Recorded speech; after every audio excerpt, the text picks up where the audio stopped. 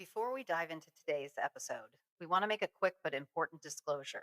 The information and advice shared in this podcast are intended to provide general knowledge and understanding about wellness and health related subjects. They are not intended to replace professional medical advice, diagnosis, or treatment. Always seek the advice of your physician or qualified health provider with any questions that you may have regarding a medical condition or treatment and before undertaking a new health regimen. Remember, your health is your responsibility, and it's always best to consult with a healthcare professional. This isn't just another podcast, it's a deep dive into the world of beauty, wellness, and longevity. Now, we're here to discuss what beauty really means beyond just appearances. We'll also talk about wellness, the habits and practices that keep us healthy, full of energy. And we'll explore the topic of longevity, looking at the science and realities of living a long, fulfilling life. So sit back, relax, and join us as we go beyond the mirror. We are going to talk today a little bit about the benefits of keto, how we do keto, and how you may want to do keto. And so, Jennifer, you've been on a journey of health and wellness for quite a while. Both of us have. That's why we're here. Absolutely. That's how we bonded. Yes. And one of the things that we had reservations about doing keto, we actually learned that it's actually okay to do in a cycle and cycle on and off with some dietary variations. And so tell me a little bit about your journey with keto. Well, definitely, I want to say 100% that it was that ability to cycle was the only way I was going to do this. Like, not that I'm like carb obsessed. And if anything, I've actually spent a lot of my life low carb already. So it didn't seem like a huge hurdle for me. But it did make me kind of go into keto in a different style. The style that I chose is actually 70% fat, 15% carbohydrate, and 15% protein. And the reason I chose that is I thought that would be manageable for me. And it's been very effective for me to work in those boundaries. I've been kind of working in a general 1,500 calorie window. But with keto, I mean, the point is you're not supposed to have to really count the calories.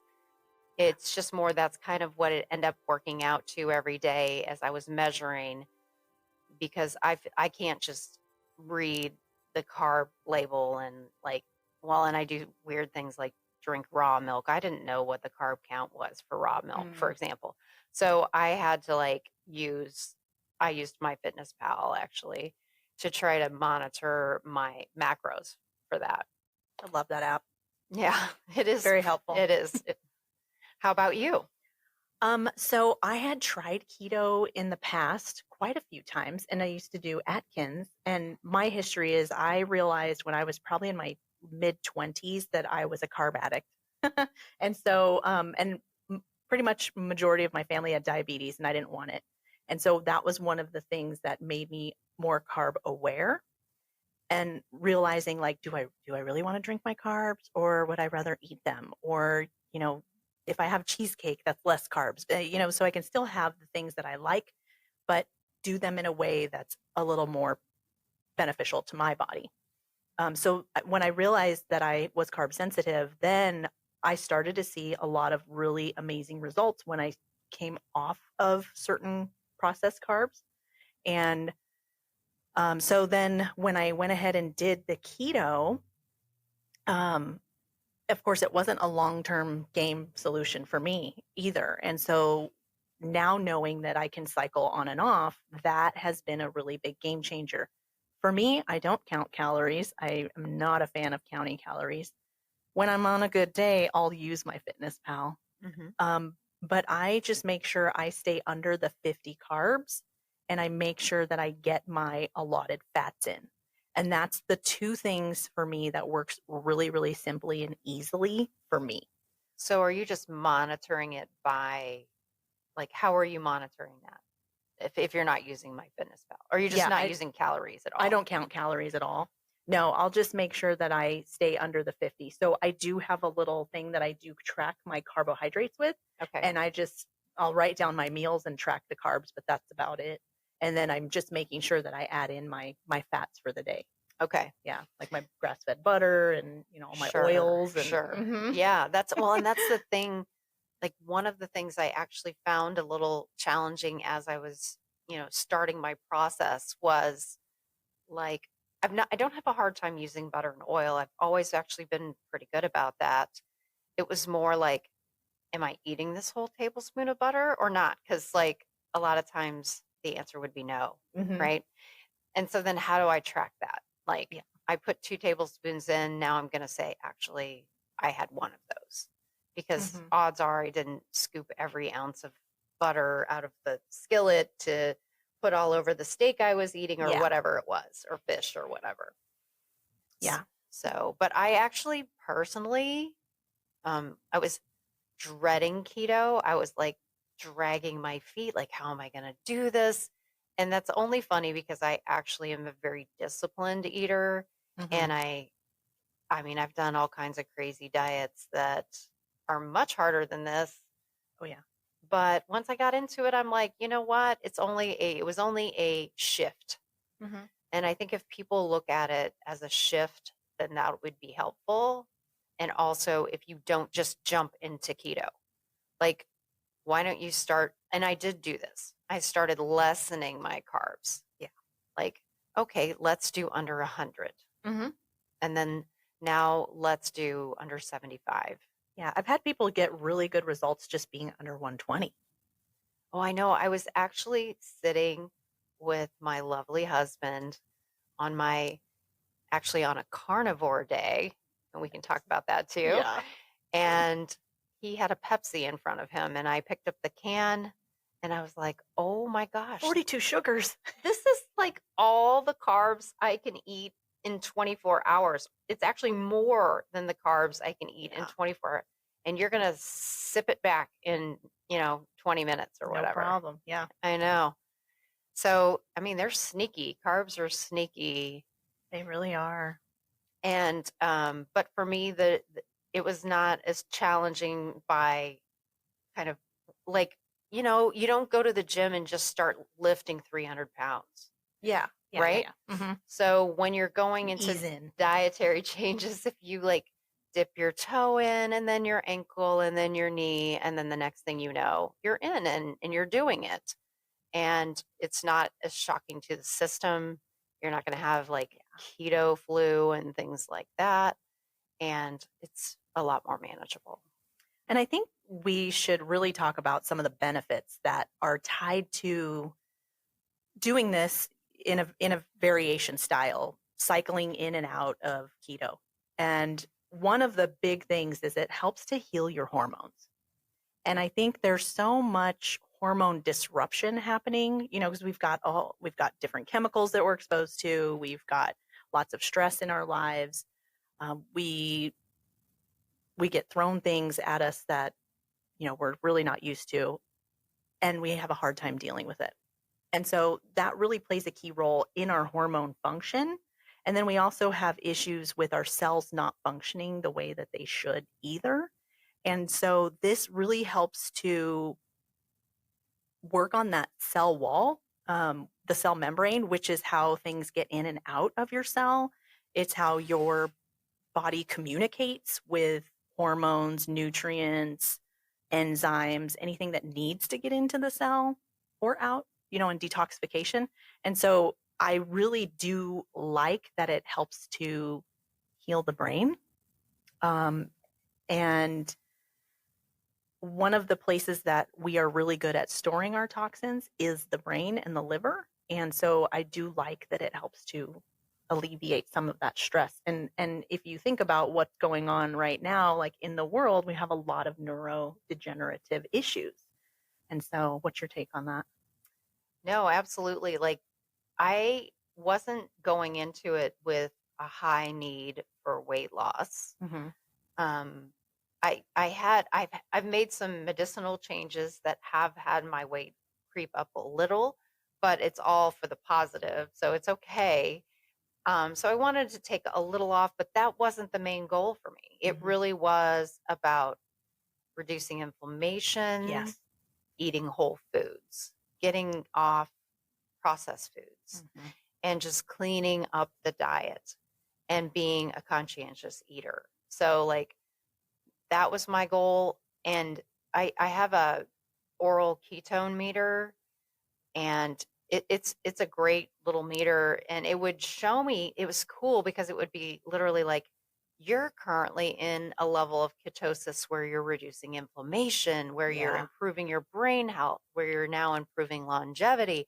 And so that was motivating to me because those were my goals, because the low ketosis is effective for weight loss, but you have to push it up in order to get into those other benefits. And it was cool to be able to watch and monitor and see breaking into that and going, okay, I'm getting my goals.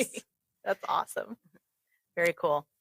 Weight loss is one of the other benefits of keto. So if you are someone struggling with, extra 10 pounds, or if you want to lose a good 50, it's also a really good way to tackle that as well as getting rid of toxins and then healing your brain tissue as well. So. Well, and it's interesting to me because I think I've always been kind of a eye roll. Oh, keto eye roll. Like, and we got a keto person. Yeah. And it wasn't because I think it was because I didn't understand it. Yeah. And to me, it like the old Atkins stuff would pop into my mind, and not that that's an unhealthy way to lose weight, but you are missing some key nutrients if you're in an Atkins lifestyle forever, again, which is, the side effect of keto also, like, and you can get superior and amazing health benefits from keto or carnivore, but not forever. Like once you crack into those 2, 3, if you're in that 2 or 3 month mark, now you're actually going in reverse. Yeah, and there's some key things that you can tie into your keto lifestyle, right? And so we can do some variations that we talked about before, and that would be like a 5-1-1. Now I know you're really good at the middle one. And so tell me a little bit about your secret to doing that full fast day. And you can blend this with intermittent fasting. You can put yourself on a 5-1-1. And the reason for the 5-1-1 is there's a few different reasons. So for someone who doesn't have a cycle, women tend to function better having a little bit more carbohydrates during their progesterone phase. They do really wonderful in their estrogen phase on straight keto. But for some reason, progesterone doesn't seem to work very well if she doesn't have enough carbohydrates to work with.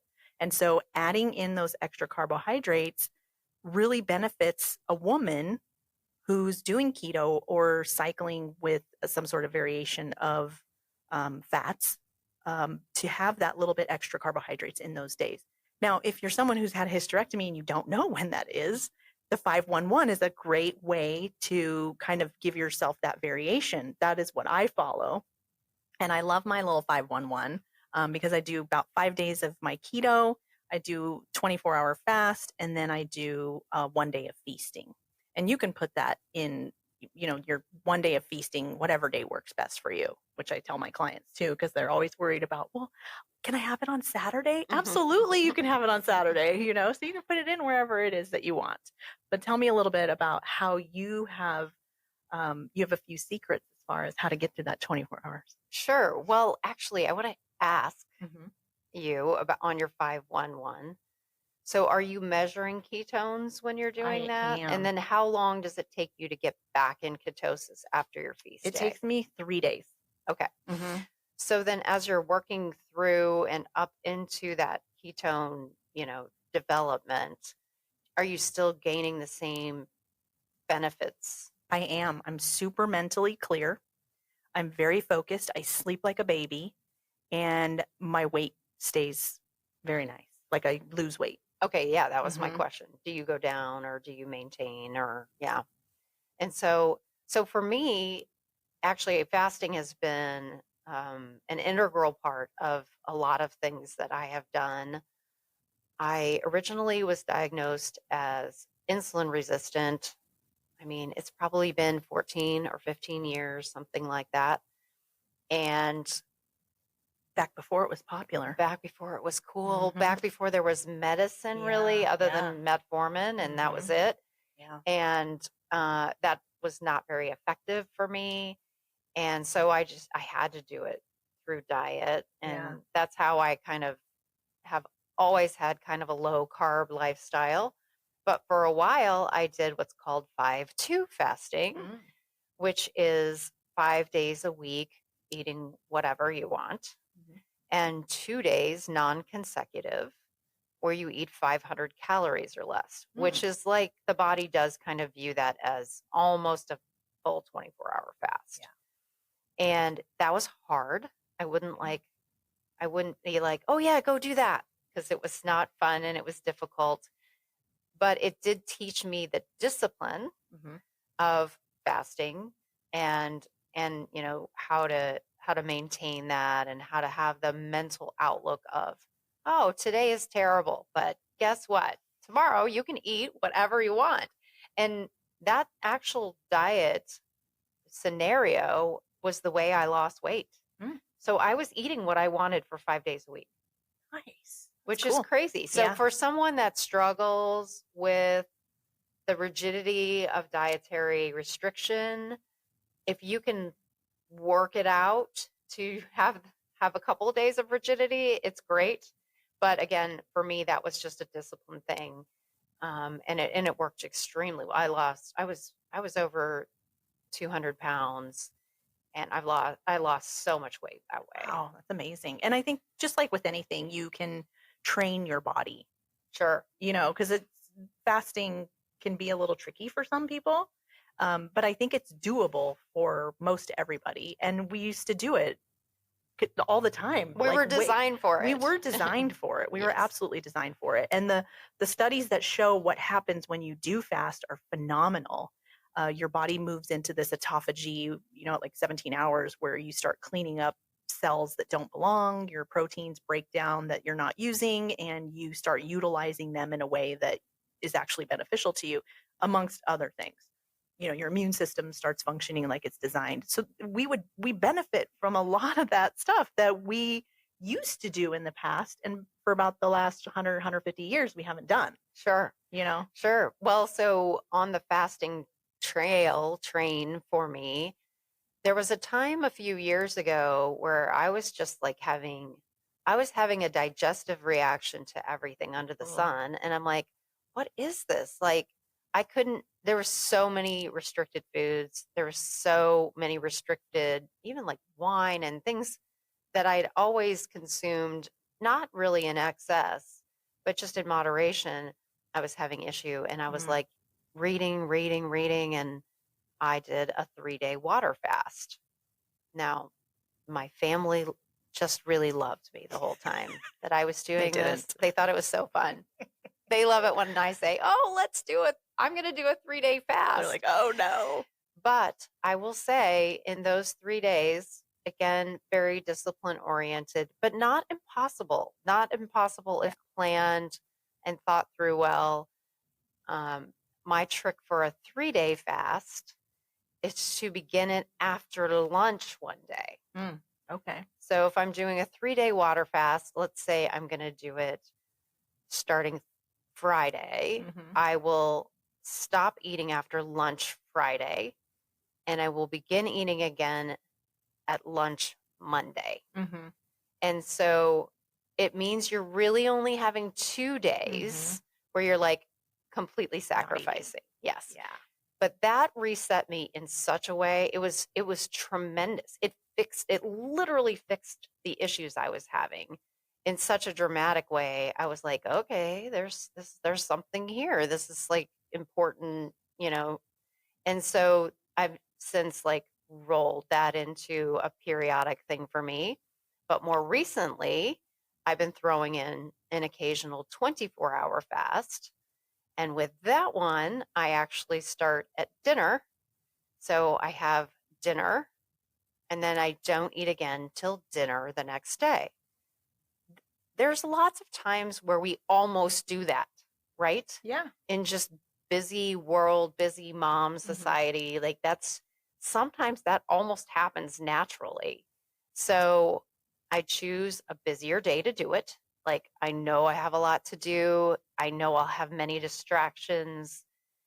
And my other secret is to use a tablespoon of heavy cream in just my coffee in the morning, the next day. And I have read that should keep me in fast as long as I don't go too crazy with it. And so that is something that I do to kind of head off that morning, or maybe for me, it's more around 11 a.m. hunger that might strike. And that seems to work pretty well. And doing this, I mean, it may sound like, oh my gosh, I can't do that. The reality is, it's not very hard. It's not. And I'm just kind of tossing it in as needed. Mm-hmm. Yeah. I So, do think it takes some mental clarity and capacity to plan for it. Like I usually in January is when I do like a 7-day water fast. And day 2, I am like so off my game. Like mhm. I can't think clear. I struggle with judgment. I can't stay focused. And then like usually day 5, I'm freezing cold, and I'm like, well, something good's happening, right? Because I'm not my normal self. And then by day 7, oh my goodness, like I'm like, I could just keep going. Mhm. Usually after day 3, I'm like, oh, I could just keep doing this. Like I feel good. But I love the benefits. Absolutely love the benefits. They've been, I think the last one I did that was 7 days. I dropped 14 pounds in the 7 days, 2 pound a day. That's pretty good. Mhm. And I felt so much better. And when there's times, I mean, I have studied health and wellness my whole life almost. And there's times where I'm like, oh, you know, I just don't know what to do next.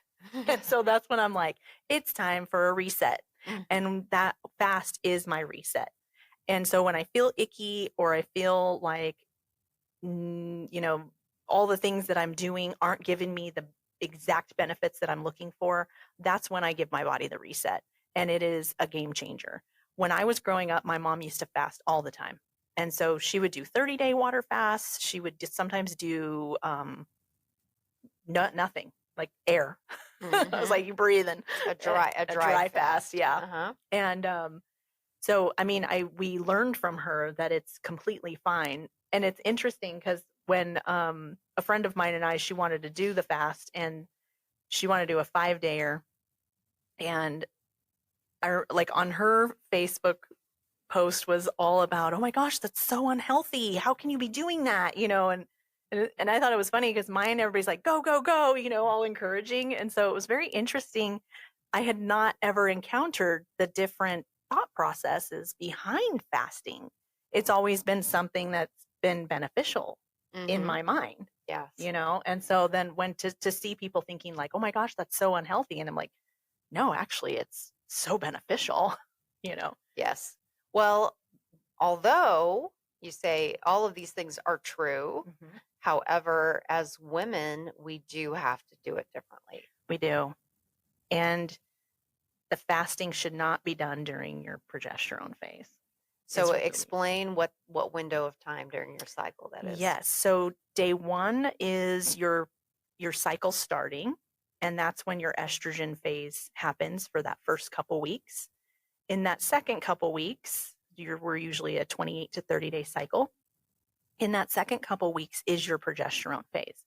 So right as estrogen is shifting to progesterone, because they're inversely related, in that 2-week mark, that's when you'll want to add a little bit more carbohydrates if you know when your cycle is. And you'll not want to be fasting during that time. But you can fast during your estrogen cycle, which is that first 2 weeks from start 2 weeks after. Yeah. So that's like we just don't, our bodies don't work the way men's bodies work. Nope. We were designed to create life. And in the midst of that creation, our body has to function differently. And that's where that cycle plays into feast or famine, or carb or no carb, or fast or no fast, Correct. Mm-hmm. However, I think pretty much any time in the cycle, you can reasonably fast for 12 hours a day. Oh, easy. Mm-hmm. Yeah, without consequence.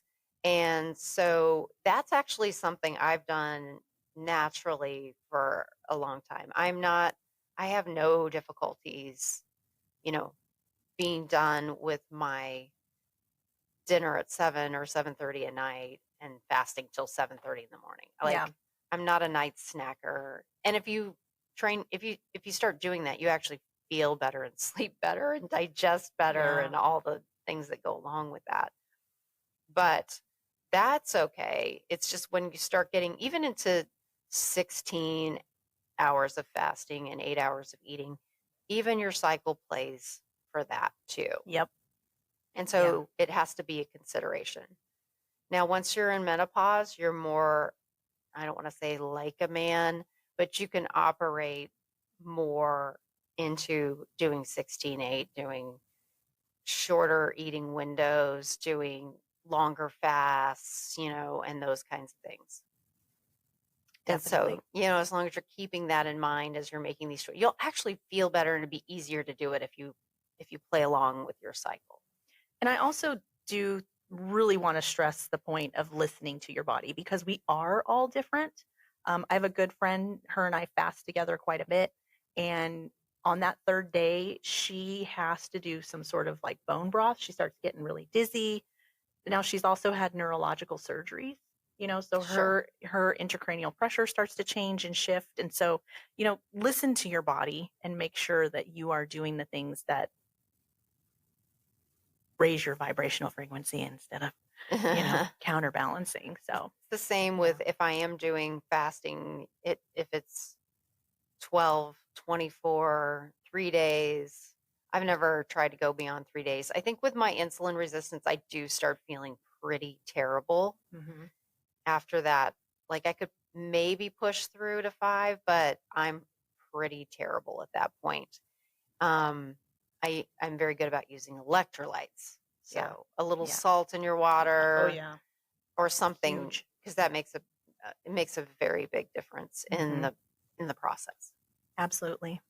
Yeah. So, we've talked about keto. You're doing keto like I'm doing the 70-15-15, but you are doing a tighter keto than I am. I do. I noticed that I have to stay under the 50 to get to ketosis. Okay. Yeah. And it does get even stricter than that. There's people who have to stay under like 30, 32. I've not gotten that tight yet. There are days where I'll have like 16 carbs for the day and I'm completely fine.